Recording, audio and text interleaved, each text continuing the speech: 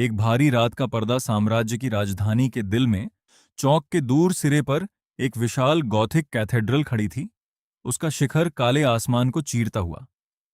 पूरा चौक मशालों की रोशनी से दिन की तरह चमक रहा था। कवच पहने हुए साम्राज्य के सैनिक, हाथों में ब्लेड लिए, कैथेड्रल के चारों ओर तीन पूरी रिंग बनाते हुए परत दर परत रक्षा में खड़े थे। सुरक्षा इतनी कड़ी थी कि यह लगभग हास्यास्पद सीमा पर थी।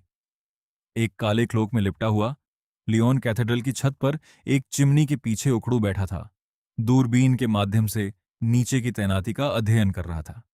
उसकी उंगलियां ठंडी छत की टाइलों पर दबी हुई थीं और अंदर ही अंदर वह आश्चर्य में जीभ चटकाता रहा। साम्राज्य ने वास्तव में इतने लोगों को इस जगह की रक्षा के लिए भेजा था।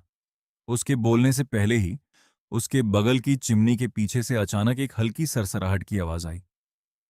मेल्कवी, उसकी दो पोनीटेल ऊंचे बांधे हुए, अपना सिर बाहर निकाला।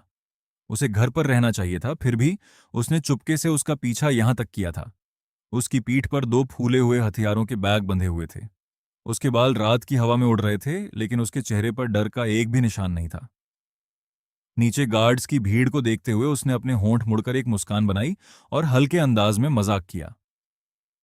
वाह, डैड सच में लोकप्रिय हैं, हूं? लियोन ने मुड़कर उसे देखा और उसका चेहरा तुरंत अंधेरा हो गया। उसने जल्दी से उसे छायाओं में और धकेल दिया। डर था कि नीचे के गार्ड्स नोटिस न कर लें, और अपनी आवाज में डांट भरते हुए फुसफुसाया, तुम मेरा पीछा यहां तक क्यों किया? क्या मैंने तुम्हें घर पर रहने को नहीं कहा था? अब वापस जाओ। मिल्कवी ने पीछे हटने का कोई इरादा नहीं दिखाया। उसने एक उंगली हिलाई। उसका छोटा सा चेहरा गंभीरता से सेठ था। उसकी आंखें असाधारण रूप से दृढ़ थीं। मजाक का एक भी संकेत नहीं। इतनी मजेदार चीज के लिए नहीं, इतनी अहम चीज के लिए, जैसे डैड को बचाना, बेशक मुझे आकर मदद करनी ही पड़ती। लियोन की भौहें और गहरी हो गईं। वह बहुत अच्छी तरह जानता था कि वे अभी किस तरह की स्थिति में थे। उनमें से एक साम्राज्य के नंबर एक वांटेड क्रिमिनल का शिष्य था, और अगर उसकी पहचान खुल गई तो पूरा शहर उसका शिकार करेगा। दूसरी ड्रैगन स्लेइंग कोरप से निकाली गई एक पूर्व सदस्य थी, पहले से ही निगरानी के कगार पर लटकी हुई। यह मुसीबत उससे ज्यादा गहरी थी जितनी दिखती थी, और एक गलत कदम उन सबको बर्बाद कर सकता था। वह सच में नहीं चाहता था कि मेल्कवी को बेकार में खतरे में घसीटा जाए। मेल्कवी, हम में से एक वांटेड क्रिमिनल है और दूसरा एक गद्दार है। तुम्हारे लिए हमारे साथ चलना खतरनाक है। मेल्कवी के चेहरे पर खिलंदड़ी भाव फीका पड़ गया और उसकी नजरें उसके साथ ही धुंधली हो गईं। असाधारण रूप से गंभीर होती चली गईं। आंखें नीचे झुकी हुईं। उसने अपनी कमर पर बंदूक की पकड़ कस ली, जब तक कि उसकी नोकेली हड्डियां पीली नहीं पड़ गईं। 3 साल पहले टेम्पल हमले के दौरान हुई घटना को याद करते हुए उस युद्धभूमि पर उसकी अचानक आंखों की रोशनी चली गई थी और उसकी सुनने की क्षमता खो गई थी। अफरा तफरी में उसने मुख्य बल का पीछा किया और साम्राज्य वापस भाग गई थी। जब तक उसे एहसास हुआ कि क्या हुआ था, लियोन पहले ही पूरी तरह गायब हो चुका था। 3 सालों से वह याद उस पर एक पत्थर की तरह बोझ बनकर रही थी, और उसे हमेशा ऐसा लगता था जैसे उसने उस समय अपने कैप्टन को छोड़ दिया था। कैप्टन, 3 साल पहले मैंने तुम्हें छोड़ दिया और एक बकवास की तरह साम्राज्य वापस भाग गई, लेकिन इस बार मैं तुम्हें फिर से नहीं छोड़ रही। उसकी अडिग आंखों में घूरते हुए लियोन को अचानक गर्मी अपने सीने में भरती हुई महसूस हुई। गहराई से एक भावनाओं का उलझाव उठा। उसने मुंह खोला, उसका गला बोबया, और एक लंबे रुकावट के बाद उसने धीरे बोला। उसकी आवाज सूक्ष्म रूप से पहले से नरम थी। बोलने से पहले ही मिल्कवी अचानक अपनी आवाज बदल ली और वापस अपनी आम जीवन सो में कूद गई। दोनों हाथों के एक फ्लिप से उसने अपनी कमर के पीछे से एक जोड़ी बंदूकें निकालीं। अपनी कलाइयों के एक अतिरिक्त मोड़ से उसने उन्हें एक शानदार तरीके से घुमाया। धातु की गेल आग की रोशनी में रोजाना निशाना साधती हुई चमकी, और वह पूरी तरह तैयार और आत्मविश्वास से भरी हुई दिखी। तुरंत वापस उस निडर गनर में बदल गई जो वह हमेशा से रही थी। और चिंता मत करो कैप्टन, मैं बहुत सारे हथियार लाई हूं। मैं गारंटी देती हूं कि मैं उन्हें इतनी जोर से उड़ाऊंगी कि उन्हें पता भी नहीं चलेगा कि क्या उन पर टूटा। लियोन ने जल्दी से एक हाथ मेल्कवी के सिर पर दबाया और उसे जल्दी से आवाज नीची रखने की याद दिलाई। डर था कि शोर नीचे के सैनिकों को अलर्ट न कर दे। चुप। कैथेड्रल के विशाल दरवाजे कसकर बंद रहे, लेकिन अंदर से परेशानी की हल्की आवाजें सुनाई दे रही थीं, जैसे दीवारें टूट रही हों या कुछ भारी फर्श पर गिर रहा हो। कैथेड्रल को घेरे हुए सैनिकों ने तुरंत अपने हाथ ऊपर उठाए, अपने पीछे शांत छापों को संकेत देने के लिए। उनकी भौहें कस गईं और उन्होंने सावधानी भरे भावों के साथ चेतावनी में पुकारा, अंदर हरकत है। जैसे ही शब्द गिरे, कहीं से एक कान फोड़ू विस्फोट हुआ। एक हिंसक धमाका कैथेड्रल के अंदर से हुआ। चमकदार नीली बिजली नक्काशीदार दरवाजों और खिड़कियों से बाहर निकली, पत्थर की दीवारों के सीमों के साथ दौड़ती हुई और पूरी इमारत को निगल गई। ऊंची लपटें और लुढ़कती हुई काली धुआं तुरंत चौक पर फैल गई। मलबा और टूटी हुई लकड़ी झटके की ताकत से हर दिशा में उड़ी। पास के सैनिक चिल्लाते हुए उड़ गए। जमीन में गाड़ी हुई मशालें तिरछी हो गईं, चिंगारियां हर जगह बिखेरते हुए, और पूरा चौक एक पल में अफरा तफरी में डूब गया। तीखा धुआं रात की हवा में छत की ओर तैरता गया, और धूल और धुंध के भीतर बिजली के छापों में लिपटा हुआ एक आकृति तेजी से बाहर निकली। उसके दाहिने हाथ में उसने एक लंबी कटाना पकड़ी हुई थी। उसकी धार एक ठंडी रोशनी से चमक रही थी, अभी भी खून के निशानों से लथपथ थी। अरे, पादरी को मार दिया गया है, उसे पकड़ो, जल्दी उसे पकड़ो। कमांडिंग अधिकारी घबराहट में भीड़ के पीछे से अपना रास्ता बनाते हुए बाहर निकला। उसने सजावटी अधिकारी का कवच पहना हुआ था और हाथ में एक लंबी तलवार पकड़ी हुई थी। उसका चेहरा पीला पड़ गया, फिर लाल, फिर से पीला। एक भयंकर मोर्चा उड़ते हुए जबकि अंदर से हिला हुआ, उसने कड़क आवाज में डांटा। बोलते हुए भी उसने अपनी मर्जी से आधा कदम पीछे लिया, सिर्फ चिल्लाने के जरिए टूटती हुई फॉर्मेशन को स्थिर करने की कोशिश करते हुए। टैग लॉरेंस, तुम्हारी मां की वांटेड क्रिमिनल, हत्यारे, तुरंत सरेंडर करो। बिजली टैग के चारों ओर भड़क उठी। यह सुनकर उसने सिर्फ एक तिरस्कारपूर्ण हंसी छोड़ी। उसकी आवाज में घृणा टपक रही थी। उन सैनिकों को देखते हुए जिन्होंने बंधकों को अनदेखा कर दिया और इसके बजाय उसे पकड़ने में अपना दिमाग लगाया, उसकी आंखें गुस्से और ठंडी घृणा से भरी हुई थीं। उसने एक हाथ उठाया और कैथेड्रल के बेसमेंट की ओर इशारा किया, माना से बढ़ी हुई आवाज में दहाड़ा, जो पूरे चौक में गूंजी। तुम बेवकूफों, 6 बच्चे उस बेसमेंट में बंद हैं और उन्हें बचाने के बजाय तुम इतना बड़ा तमाशा सिर्फ एक मेरे जैसे बूढ़े को पकड़ने के लिए कर रहे हो। अधिकारी वहीं घायल हो गया था जहां उसे सबसे ज्यादा दर्द था। घबराहट उसके चेहरे पर चमकी और उसकी आंखों में दोष कभी छिप नहीं सकता था। उसने टैग को सामना करने की हिम्मत नहीं की, इसलिए उसने तुरंत मुड़कर अपने पीछे के आदमियों पर चिल्लाया, घबराहट में उन्हें आदेश देते हुए कि वे अपने पिंजरों में बंद राक्षसों को छोड़ दें। उसका इरादा टैग को थकाने के लिए उन जानवरों का इस्तेमाल करना था। जल्दी जल्दी, कुछ राक्षसों को बाहर निकालो। कई सैनिकों ने मिलकर भारी लोहे का पिंजरा दरवाजा खोला। लोहे ने जमीन के खिलाफ एक कानफोड़ू चरमराहट की आवाज की। कई विशाल भेड़िए, जिनकी आंखों में चमकते हुए लाल पैटर्न थे, अंधेरे से घुर्राते हुए बाहर निकले। उनके तेज दांत एक ठंडी रोशनी से चमक रहे थे। लार उनके जबड़ों से पत्थर के फर्श पर टपक रही थी, जबकि उनके पंजे फ्लैगस्टोन्स के खिलाफ कड़क आवाज कर रहे थे जब उनका क्रोध पूरी तरह बाहर निकल रहा था। उन राक्षसों को देखते ही टैग की पॉपल्स थोड़ी सिकुड़ गईं। उसकी आंखें सदमे और गुस्से से भरी हुई थीं।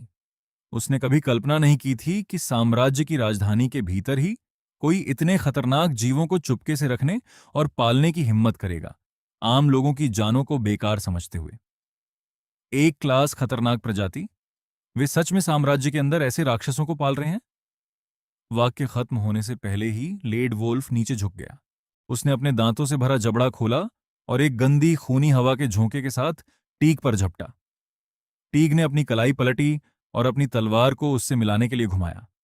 एक शानदार तलवार की रोशनी का चाप, जो तानाशाही नीली बिजली में लिपटा हुआ था, भेड़िए के शरीर से टकराया, चमकदार चिंगारियों में फट पड़ा, जबकि वह जानवर चीखा और पीछे की ओर उड़ गया।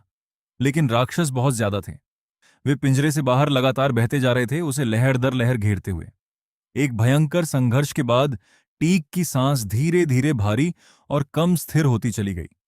उसने अपनी तलवार घुमाई और अपने पास आ रहे 2 विशाल भेड़ियों को पीछे धकेला, फिर शिकायत करने से खुद को रोक नहीं सका।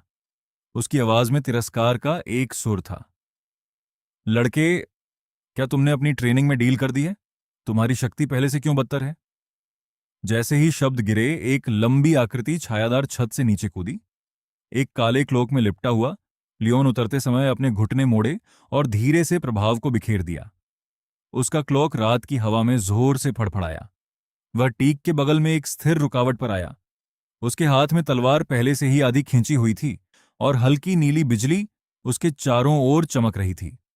पास के सैनिक जो आगे बढ़ रहे थे तुरंत चौंक गए और अपनी मर्जी से आधा कदम पीछे हट गए। उनकी पकड़ भालों के चारों ओर कस गई जब उन्होंने घबराहट में उसे घूरा। तुम कौन हो? लियोन ने अपने चारों ओर चौंके हुए सैनिकों को अनदेखा किया। उसकी आंखें सीधे उस मास्टर पर टिकी हुई थीं जिसे उसने 3 सालों से नहीं देखा था। उसकी आवाज में शिकायत का एक हल्का सुर था, लेकिन उसके नीचे बहुत गहरी चिंता छिपी हुई थी जिसे छुपाना असंभव था। बिल्कुल उन सभी पलों की तरह जब उसके मास्टर ने उसे शरारत करते हुए पकड़ा था। 3 सालों के अलगाव के बाद मास्टर क्या कहने के लिए और कुछ नहीं है? टैग ने लियोन को एक बार देखा।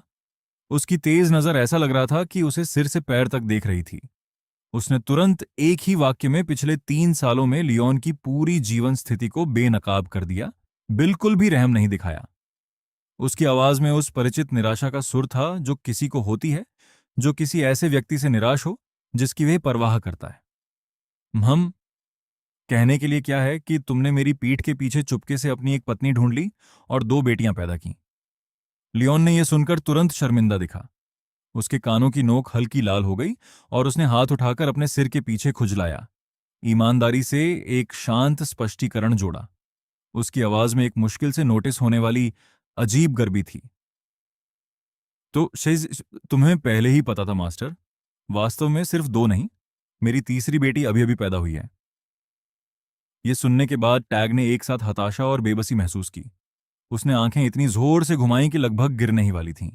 फिर वह अपने किसी काम के नहीं शिष्य को खरी खोटी सुनाने से रोक नहीं सका। उसकी आवाज में घृणा लगभग बाहर टपक रही थी। तो यही वह है जो तुम पिछले 3 सालों से कर रहे हो? एक भी ठीक काम नहीं, बस सिल्वर ड्रैगन क्लान की आबादी बढ़ाने में मदद कर रहे हो? हूं? पास का अधिकारी काफी देर से लियोन को घूर रहा था और अब आखिरकार उसने पहचान लिया कि वह कौन था।